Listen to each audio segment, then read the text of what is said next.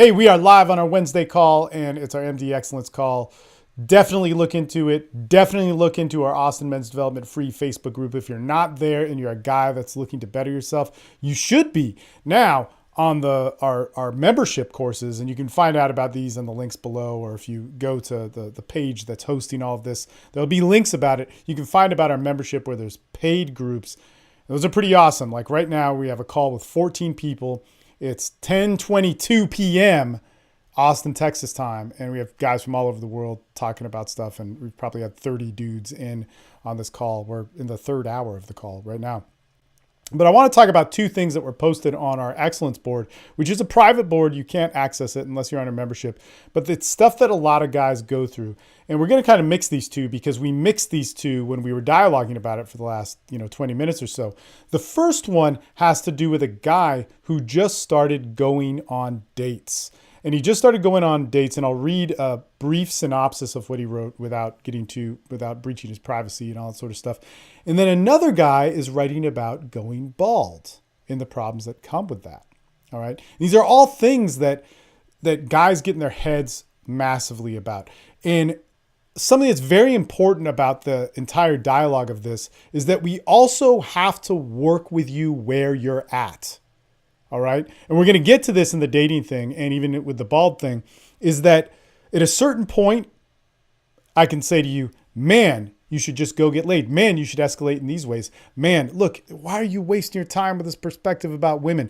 But in another sense, we have to look at where you're at with it, because where you're at on the journey dictates the best advice that could be given to you now. And that's the great thing about a community of having a bunch of guys that are on this call right now who are going through it. So let's pull up the dating one. And it says, hey, everybody, I was on the Sunday call and I talked about my date with a Ukrainian girl. I had approached her on the street on Wednesday and we went on an Insta date. We connected super fast.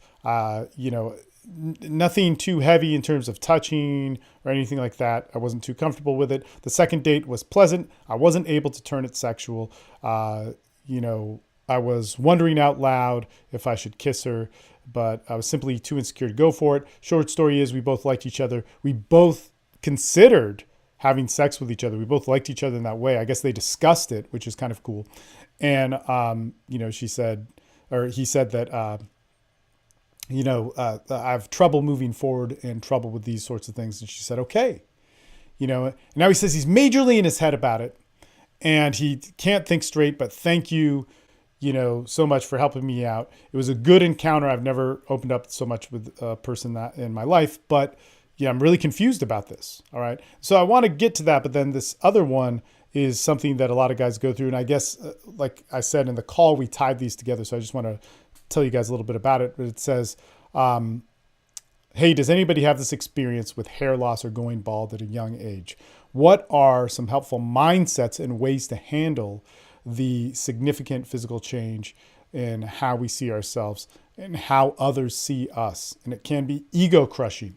Look, men, at some point, when you're with a group that has support and a foundation for you to walk through certain parts in your life, you need to realize that it is okay to start letting your head run with the fears of what it's telling you. Because if you are going to be the man that you want to be, you can't compartmentalize that fear. You can't put it in a box. You can't say it's going to go away. You can't just reframe it and ignore it. You have to, at some point, be that man. And you have to welcome that. And that's one of those things that we really, really support in our groups. It's massive, right? You got to be yourself. You're just so dominated by these limiting beliefs. And so this honesty is a huge thing. And it's a big thing for me. Like I always say, if I'm having a bad day or if I'm fucked up or if I'm off or I'm doing something a little bit wrong, I say it, man. I talk to you guys about it because that's me. That's who I am. That doesn't negate the me as a coach. That doesn't negate, my frame or whatever, sort of communication. We look so much at status and power and how people perceive us that we're afraid to look at ourselves and be ourselves. And that's really a sad thing. So here's one of these things that I was telling the gentleman on the date. And one of the things that I wrote in on this was like, man, look, number one, You're doing good. You're doing good because you're progressing in different ways. Now, also, I think this guy's read a lot of pickup material, and I said, hey, look, you're a part of our Men's Development Excellence course. You have access to Formula 69. It's a great, video series that we have, and just follow that. Don't worry about all these particulars of what other people say you're supposed to do. As we say in that, and this is very important that you should know, a lot of times I would read something like this, and if I were talking to a guy at a different place in his dating life, I would say, man, if she met up with you and she wants to sleep with you, you need to sleep with her. If she wants to sleep with you and you're not taking charge of that, like, she's going to get disheartened by it. She's going to get turned off by you. And that might actually happen. But what I'm actually saying to this gentleman, because he's in a different place, is like, look, man, if you want to be that guy that's good with women, if you want to be that guy that can calibrate sexually and open up and feel good about those things, first be the guy that feels good to approach a woman and talk to her without a lot of pressure, without a lot of need. You don't need to masquerade or act like a clown to do it. You might need some lines, but essentially you need to be able to feel comfortable enough to be the guy in front of her. Acceptance, rejection, whatever. You need to learn to be that guy. And it sounds like you're getting there. So in order to be that man, that's going to be successful with women, that's step one. You're getting there, or you're there. All right. Step two is we got to be able to get rapport. We've got to be able to get connection. We have to be able to make that conversation move to something that's real. All right. And if you can be the guy that can talk to a woman and show yourself that first step, then you have that platform where you can start edging and playing with being the guy that can build that rapport and build that connection. And there's all sorts of different material and ways that you can build that connection. All right. And once you start to get some ground there, you don't need to perfect it. You need to get competent. You need to get functional with approaching, and you'll fail. That's fine.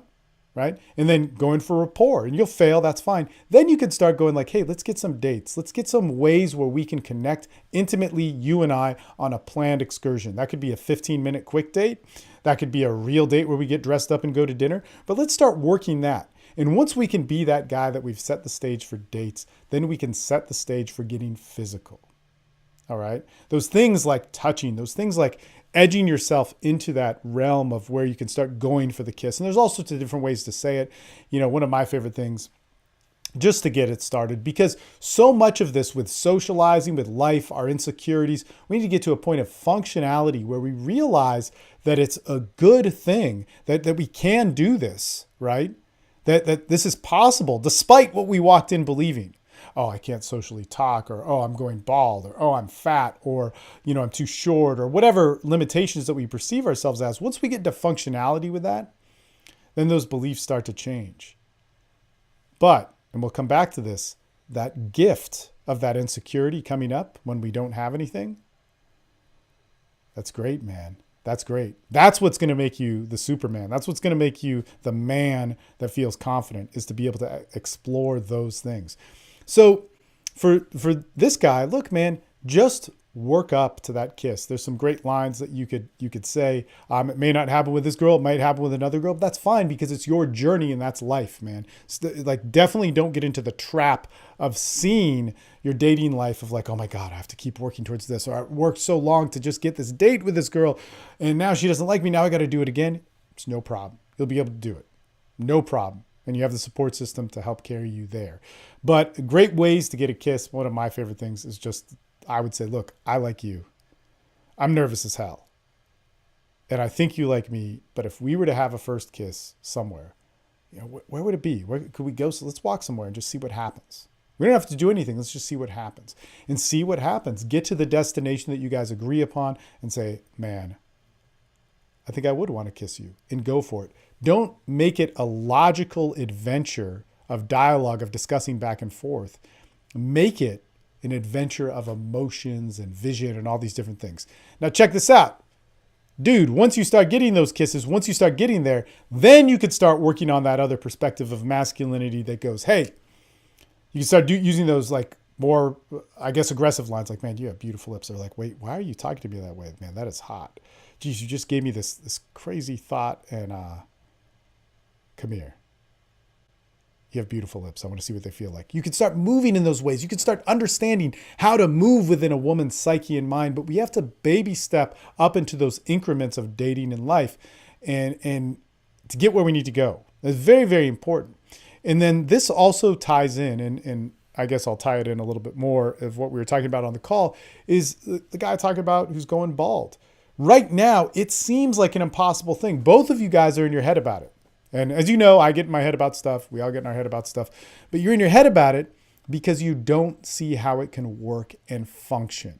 You don't see how you could still be a desired man of society, or it's a blow towards society and it's something that you're just dealing with now. And I get that it's a little bit more of an emergency, but look at these gifts. Look at what these insecurities say. You're going to be bald. You're not good with women. You fail on dates. You get overly anxious. You're going too slow on a date. What does this say about you as a man? Does it say that you're unworthy, that you can't get something, that you're never going to be happy, that you're always a failure? Because those are the beliefs that you need to dive into and look at and really let breathe, let come out to light. You know, let to see the sunshine, let these things be carried out into life and go, man, what if I was a failure? Wow. Why do I fear that? Why can't I accept that?